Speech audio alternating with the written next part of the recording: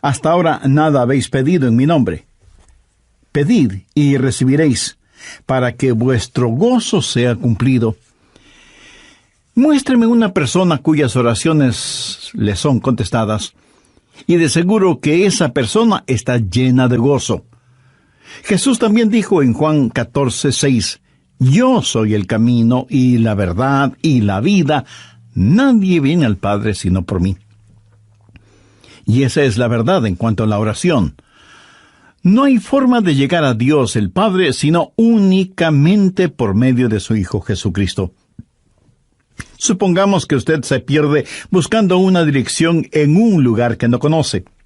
Así que detiene a una persona en la calle para que le ayude, y esa persona le dice, vaya derecho 3 cuadras más, luego vire a la derecha, verá una casa blanca con una cerca de madera, entonces vire a la izquierda, y esa es una calle sin salida. Recorra 3 cuadras más, vire a la derecha, y usted le interrumpe y le dice, un momentito, por favor, no puedo recordar todo eso, déjeme anotarlo. Y la persona que le está dando las direcciones le dice, ¿sabe qué? Yo estoy yendo en la misma dirección, permítame guiarle. Usted únicamente sígame. Esa persona no solo le señala el camino, sino que, por así decirlo, se vuelve el camino. Jesús no indica el camino, Jesús es el camino hacia el Padre, y cuando usted ora en el nombre de Jesús, Él le lleva a la presencia del Padre. Anota Efesios 2:18. Porque por medio de Él los unos y los otros tenemos entrada por un mismo Espíritu al Padre. ¿Qué significa orar en el nombre de Jesús?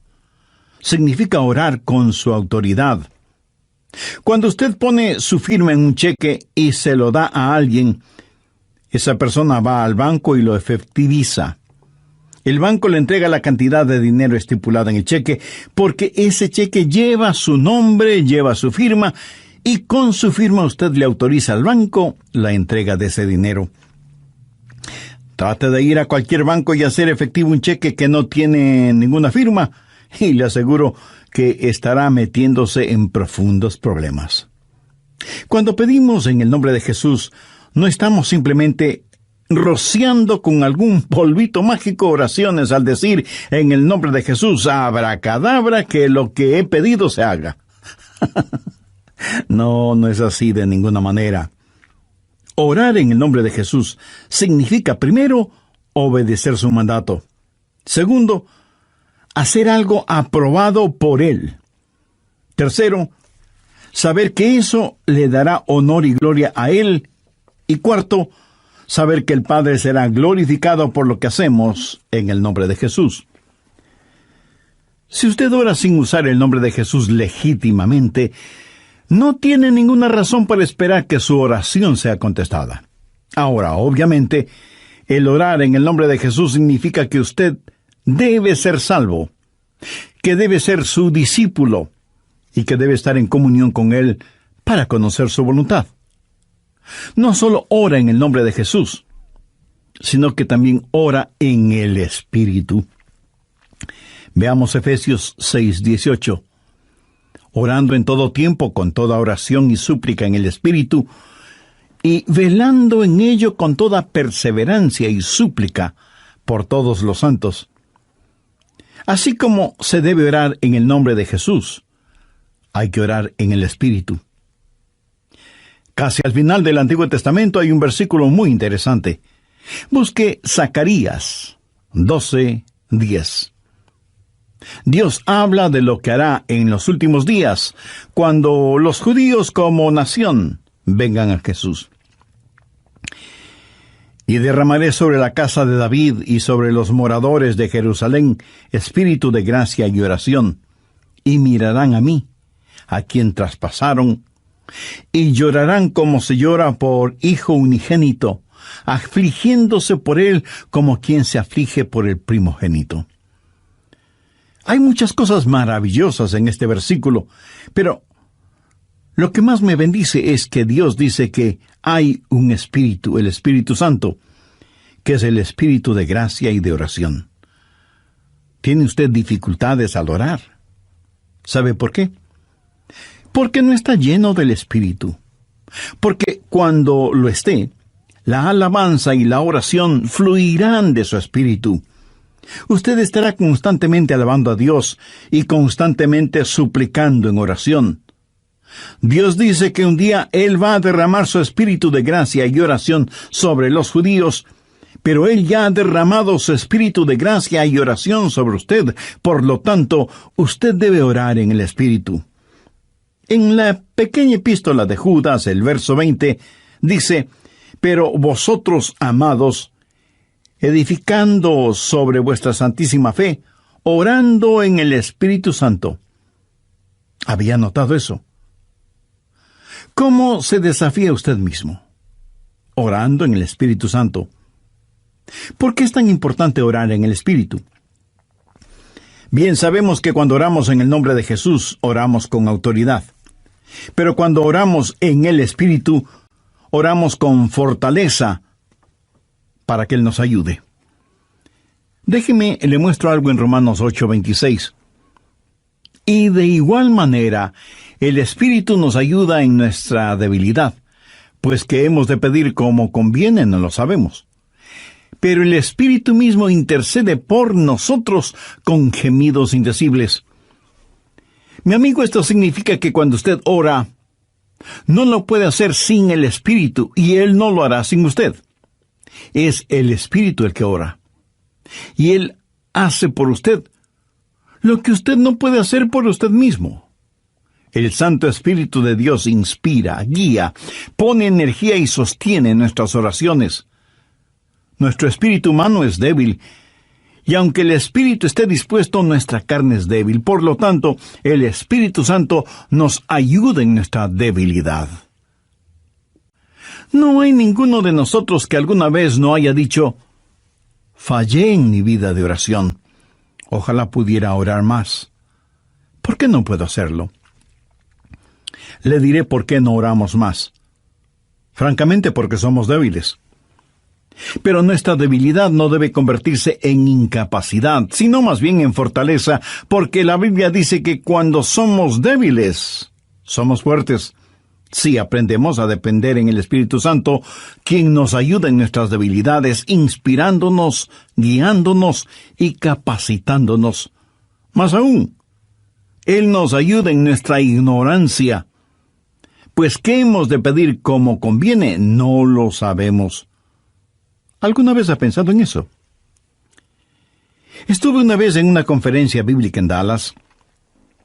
Al finalizar la conferencia, 2 jóvenes estudiantes se me acercaron y uno de ellos me preguntó: «Pastor, ¿usted ora?». Le respondí que sí. Entonces me dio una pequeña tarjeta diciéndome: «Aquí están nuestros nombres. Somos estudiantes en el seminario. Por favor, ore por nosotros». Yo les agradecí y puse esa tarjetita en mi Biblia. He orado por esos estudiantes, pero no creo que lo haya hecho en forma regular. No porque ellos no me importen, pero una asignación de oración es más que 2 nombres en una tarjeta. Si tuviera que orar por todos quienes me piden que ore por ellos, ni las 24 horas del día serían suficientes, se lo aseguro.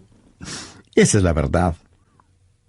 Si usted trata de orar por todos y por todo, su oración, en vez de ser un caudaloso río, se convertirá en un estancado pantano.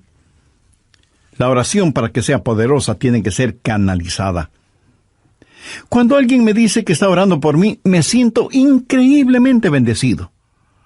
Y hay hermanos que me dicen que oran por mí diariamente, y doy gracias a Dios que muchos oran por mí. Pero me entristece la realidad de que hay millones de seres humanos por los cuales nadie ora. Ahora escúcheme. Yo no deseo estar en la lista de oración de alguien, a menos que el Espíritu Santo haya puesto primero mi nombre en el corazón de la persona que dice que ora por mí. Y cuando usted está orando por otras personas en forma individual, muchas veces no sabrá cómo orar por ellos. Por ejemplo, su tía Rosita está enferma, y usted ora: «Señor, restaura la salud de tía Rosita». ¿Cómo sabe que Dios no está preparando a tía Rosita para llevársela al cielo? Y usted ora para que tía Rosita todavía se quede en la tierra, mientras que, de acuerdo a Juan 17:24, Jesús ora y dice: Padre, aquellos que me has dado, quiero que estén donde yo estoy. ¿Dónde está Jesús? En el cielo. ¿Dónde está la tía Rosita? Todavía en la tierra. En las reuniones de oración, más se ora para que la gente sea sanada que lo que se ora para que la gente sea salvada. Parece que estamos más interesados en mantener a los salvos fuera del cielo que a los perdidos fuera del infierno. No sabemos orar como debemos orar. Cuando Saulo perseguía a los seguidores de Cristo, antes de que fuera el apóstol Pablo, me pregunto qué oraba la iglesia en relación con Saulo. Si yo hubiera vivido en esa época, seguro que hubiera orado: Señor, mira cómo este Saulo nos persigue. Elimínalo, evapóralo, Señor, haz algo con él. Y ciertamente, Dios hizo algo con él, pero no precisamente como se lo pedimos. Dios lo transformó en el poderoso apóstol Pablo. A veces no sabemos ni lo que pedimos. Por eso el Espíritu Santo que intercede por nosotros dice: Señor, esto es lo que Adrián está pidiendo, pero esto es lo que en realidad necesita.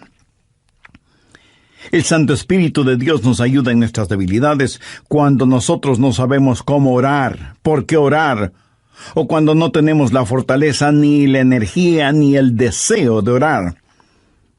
E intercede con nosotros, como la Biblia lo dice en Romanos 6:26, pero el Espíritu mismo intercede por nosotros con gemidos indecibles. Ni usted ni yo, nadie puede orar como el Espíritu Santo puede hacerlo. Y la expresión gemidos indecibles era utilizada para describir los dolores de una mujer dando a luz. Eso, mi amigo, es orar en el Espíritu. Intercede por nosotros con gemidos indecibles, porque muchas veces nosotros no sabemos qué pedir.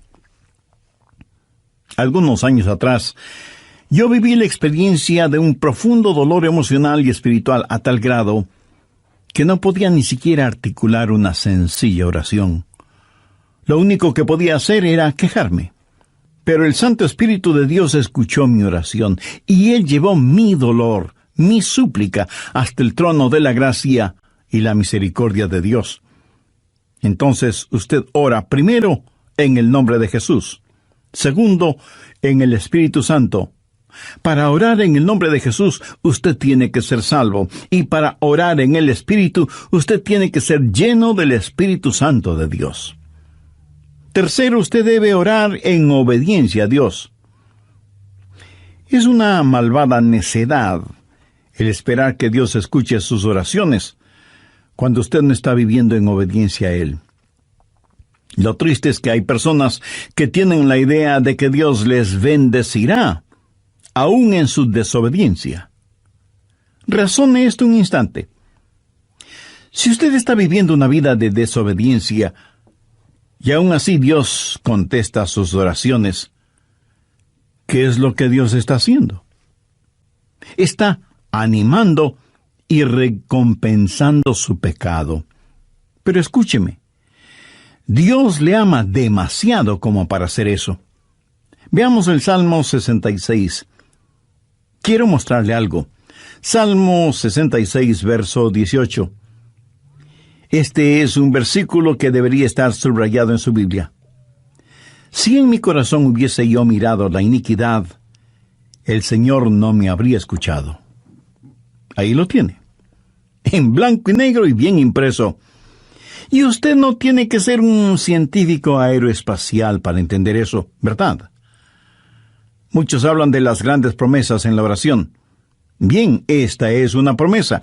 Si en mi corazón hubiese yo mirado la iniquidad, el Señor no me habría escuchado. Ahora, note que no dice: si hubiera pecado, Dios no me escucharía.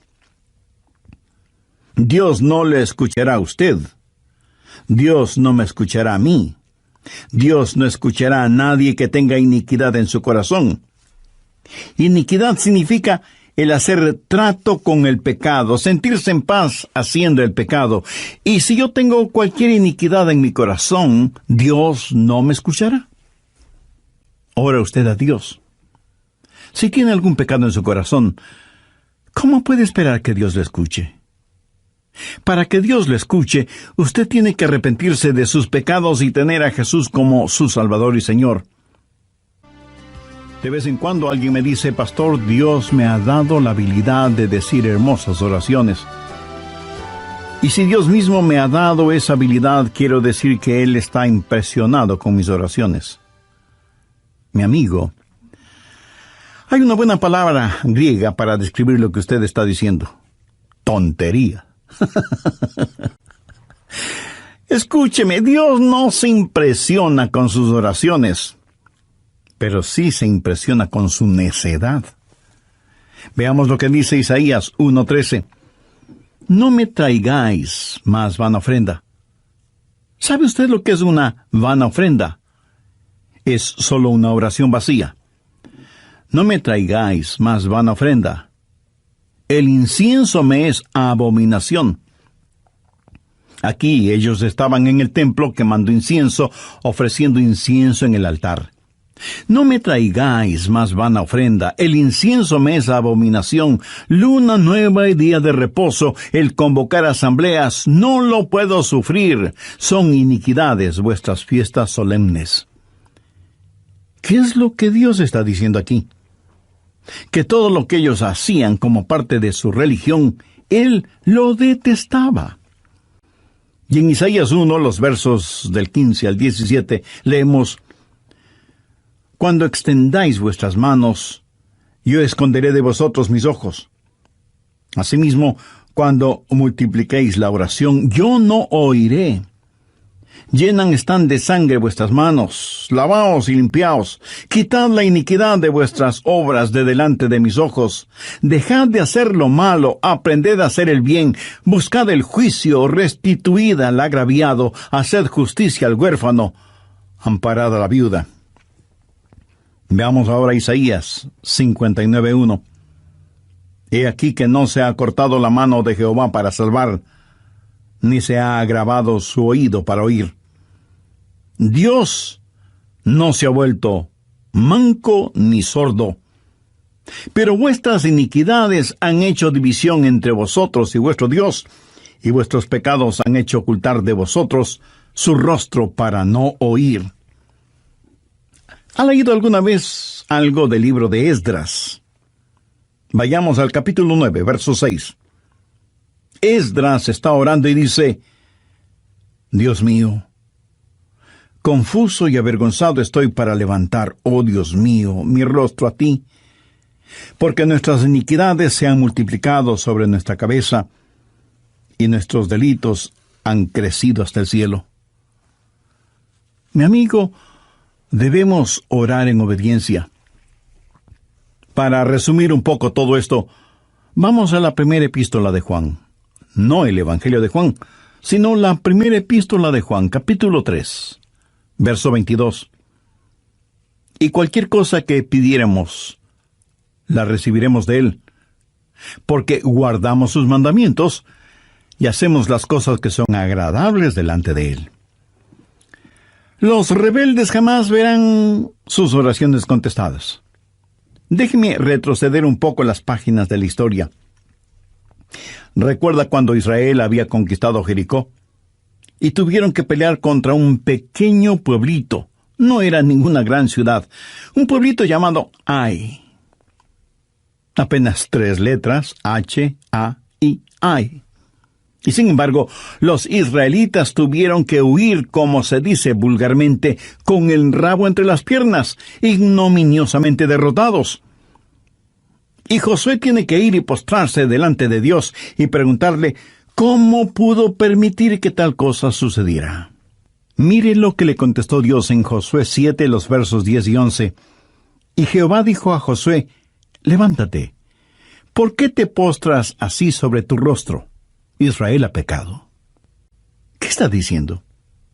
Josué, hijo mío, ¿por qué me estás orando? No puedes utilizar tus oraciones como una cortina de humo para ocultar el pecado que hay en medio del pueblo. Enfrenta y elimina ese pecado, y entonces oiré tus oraciones.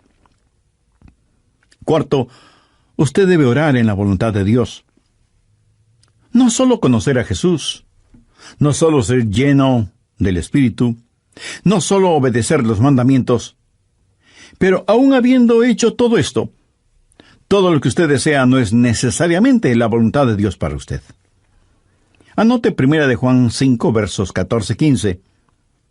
Y esta es la confianza que tenemos en Él, que si pedimos alguna cosa conforme a su voluntad, Él nos oye. Y si sabemos que Él nos oye en cualquier cosa que pidamos, sabemos que tenemos las peticiones que le hayamos hecho. Orar en la voluntad de Dios. Y usted no encuentra la voluntad de Dios simplemente por adivinación. Pastor, ¿cómo voy a conocer la voluntad de Dios? Bien, permítame hacerle una pregunta. ¿Quiere en realidad saberlo? Y usted me responde, bueno, no sé si quiera saberlo o no. Entonces le haré otra pregunta. ¿Quiere hacer la voluntad de Dios? Y usted me responde, sí, claro que sí. ¿La quiere hacer realmente? Quiero decir, si Dios le dijera este mismo momento, hay algo que deseo que hagas, ¿lo haría? ¿Sabe usted cuál sería la primera pregunta debido a nuestra naturaleza humana? ¿Qué es, Señor? Esa no debería ser la primera pregunta o la primera respuesta. Usted no puede contestar una pregunta con otra pregunta. Usted debe contestar esa pregunta con una afirmación. Adrián, hay algo que quiero que hagas. ¿Lo harás? Yo debo contestar, sí, Señor, lo haré. ¿Qué es lo que quieres que haga? Verá, la manera de conocer la voluntad de Dios no es sabiendo lo que es, sino comprometiéndose a hacerla aún antes de saber lo que es. Eso es confianza. Sencillamente diga, Señor, estoy listo, y haré lo que quiera que tú quieras que haga. Y aunque esa frase pueda trabar nuestra lengua, destraba nuestra capacidad de obediencia. Debo admitir que muchos tienen temor de la voluntad de Dios. De alguna manera se les ha metido la idea en la cabeza de que si se prestan para servicio bajo la voluntad de Dios, van a terminar como misioneros en el país de Salsipuedes, viviendo en una choza con piso de tierra y comiendo carne de serpiente o quién sabe qué otros exóticos alimentos. ¿Sabe qué? Pudiera ser que así suceda. La forma de conocer la voluntad de Dios es aceptando la voluntad de Dios antes de conocer cuál es la voluntad de Dios. Y aunque suena complicado lingüísticamente, espiritualmente no lo es. Pero usted me dice, el pastor, quiero más detalles. Muy bien, le voy a dar más detalles. La voluntad de Dios es buena, perfecta y aceptable. Y si piensa que esto lo digo porque soy muy inteligente, pues siento desilusionarle. Veamos qué dice Romanos 12, versos 1 y 2. Así que, hermanos, os ruego por las misericordias de Dios, que presentéis vuestros cuerpos en sacrificio vivo, santo, agradable a Dios, que es vuestro culto racional. No os conforméis a este siglo, sino transformaos por medio de la renovación de vuestro entendimiento, para que comprobéis cuál sea la voluntad de Dios, agradable y perfecta. Usted no necesita saber nada más que esto. La voluntad de Dios es buena, agradable y perfecta. Preséntese usted mismo como un sacrificio vivo y santo delante de Dios, y usted, sin ninguna sombra de duda, conocerá y comprobará que la voluntad de Dios es siempre buena, agradable y perfecta. La oración no es para manipular la voluntad de Dios, para que se amolde a la suya. Es descubrir la voluntad de Dios y meterse de cabeza en ella. Pero escúcheme con atención. En última instancia, usted no encuentra la voluntad de Dios. La voluntad de Dios lo encuentra usted. Cuando su corazón está bien con Dios, usted presenta su cuerpo como un sacrificio vivo y rehúsa el ser amoldado por el sistema y los valores del mundo, para más bien ser transformado, renovado en su mente y empezar a pensar los pensamientos de Cristo y, por lo tanto, tener la capacidad de orar en la voluntad de Dios. Quinto, orar en comunión con los creyentes. Por favor, busque el Evangelio de Marcos, capítulo 11, los versos 25 y 26. Y cuando estéis orando, perdonad si tenéis algo contra alguno, para que también vuestro Padre que está en los cielos os perdone a vosotros vuestras ofensas. Porque si vosotros no perdonáis, tampoco vuestro Padre que está en los cielos os perdonará vuestras ofensas. Mi amigo, no se olvide que un pecado no perdonado es la más formidable barrera contra la oración. Tantas personas se preguntan por qué sus oraciones no son contestadas cuando están guardando tremendos resentimientos en su corazón. Le pregunto, ¿ese resentimiento, ese enojo, vale la pena tenerlo? Lo que es peor, ¿vale la pena ir acumulándolo, guardándolo, hasta que por fin estalla, hiriendo no solo a quienes motivaron ese enojo, sino a usted mismo? La satisfacción carnal de guardar un resentimiento contra alguien no vale de ninguna manera la pena porque impide que nuestras oraciones sean contestadas. Escuché de una pequeña niña que una noche, por haberse portado mal, su mamá le mandó temprano a la cama. Pero antes de acostarse, la niña debía orar. Ella así lo hizo. Oró por su hermana y su hermano, oró por su papá y su abuelita, oró por sus amigas en la escuela, oró por su profesora, oró por su perro y por su gato, y finalizó con un alegre amén. Luego, mirando a su madre, le dijo: «Como habrás notado, mamá, tú no estuviste en mi oración».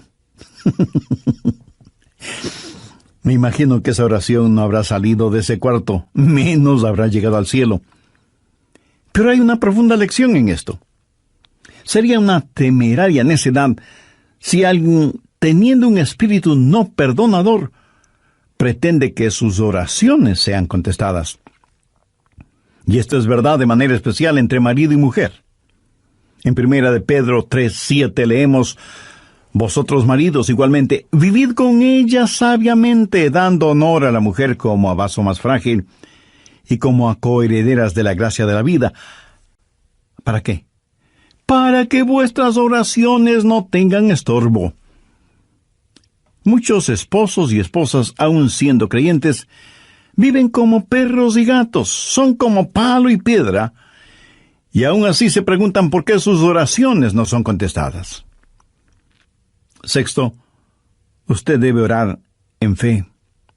En Mateo 21:22 leemos: «Y todo lo que pidiereis en oración, creyendo, lo recibiréis». Por favor, subraye en su Biblia la palabra creyendo. Ore creyendo, y todo vendrá. Ore dudando, y nada tendrá. ¿Alguna vez has dicho: «Dios, yo creo», cuando en realidad no creía? Muchos piensan que el decir que creen les será contado como si en verdad creyeran. Estaban mintiendo, ellos lo sabían, y Dios también lo sabía. ¿Alguna vez ha orado sabiendo que Dios escuchaba sus oraciones y recibió una respuesta de Dios? Verá, la fe es también un regalo de Dios. La fe no es algo que usted guarde en su bolsillo o en su cartera para gastarla en cualquier cosa que se le antoje. Usted no puede tener fe para nada fuera de la voluntad de Dios, porque Dios no da fe para nada que esté fuera de su voluntad. Y usted no puede tener ninguna fe a menos que Dios se la dé. Y no faltará quien pregunte, ¿por qué no tengo más fe? Si usted pone en práctica lo que he compartido en este estudio bíblico, le puedo asegurar que descubrirá que la fe está ahí. Cuando usted ora en el nombre de Jesús, cuando usted ora en el Espíritu Santo, cuando usted ora en obediencia y en comunión, cuando ora en la voluntad de Dios, la fe está ahí. Pero si estos elementos espirituales no están ahí, tampoco estará la fe. Ustedes, esposos, han tenido alguna vez un argumento. Y si me dice que no, con toda mi cariñosa cortesía le diré que son mentirosos. Cuando marido y mujer tienen un argumento y no lo solucionan, y luego se arrodillan para orar por su hijito enfermo, ¿no se sienten espiritualmente enfermos? ¿No sienten que están actuando hipócritamente? Saben que sus oraciones no se elevarán ni un centímetro del piso y por lo tanto jamás llegarán al cielo. No tienen ninguna fe como para que sus oraciones sean contestadas. Cuando sus corazones sean justos, puros y limpios, y palpiten al mismo compás espiritual, entonces tendrán fe. Y al tener fe, esa fe será el combustible para transportar su oración hasta el trono de la gracia de Dios. Jorge Mueller, de Bristol, Inglaterra, fue un gran siervo de Dios y un poderoso hombre de fe.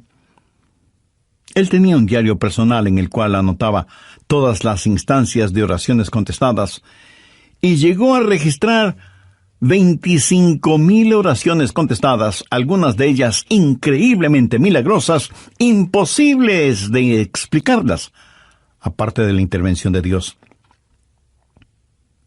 Alguna vez alguien le preguntó a George Mueller, ¿cuál es el secreto para que las oraciones sean contestadas?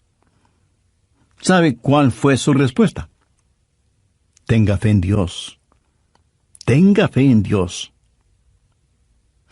Ahora, yo no creo que él dijo tenga fe en Dios, sino que dijo tenga fe en Dios.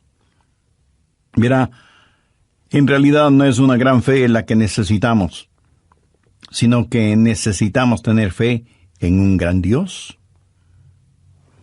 Fe no es solo un sentimiento positivo, ni el que usted se vuelva frenético o fanático, sino tener la absoluta confianza de que Dios hará lo que usted le ha pedido, si ese pedido está encuadrado dentro de los parámetros de la voluntad de Dios. Los discípulos le dijeron a Jesús, Señor, enséñanos a orar. Y ese debe ser nuestro pedido también, para que Dios nos ayude a ser hombres y mujeres de oración. Hay algo en nosotros que se resiste a orar. Preferimos ocuparnos en cualquier otra cosa en vez de orar. Y eso se debe a nuestra naturaleza carnal y pecaminosa. Por eso necesitamos la ayuda de Dios para que amemos de tal manera a Jesús y seamos llenos de su Espíritu Santo para que la oración fluya de nosotros en forma constante y que oremos siempre en el nombre del Señor Jesucristo. ¿Ha notado con qué facilidad podemos pasar horas haciendo deportes o realizando nuestros pasatiempos favoritos o simplemente mirando programas en la televisión? Pero ¿qué trabajo nos cuesta invertir unos minutos en la oración?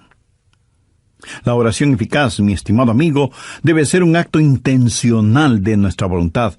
No debemos acercarnos al trono de la gracia en forma casual, sino en forma totalmente intencional.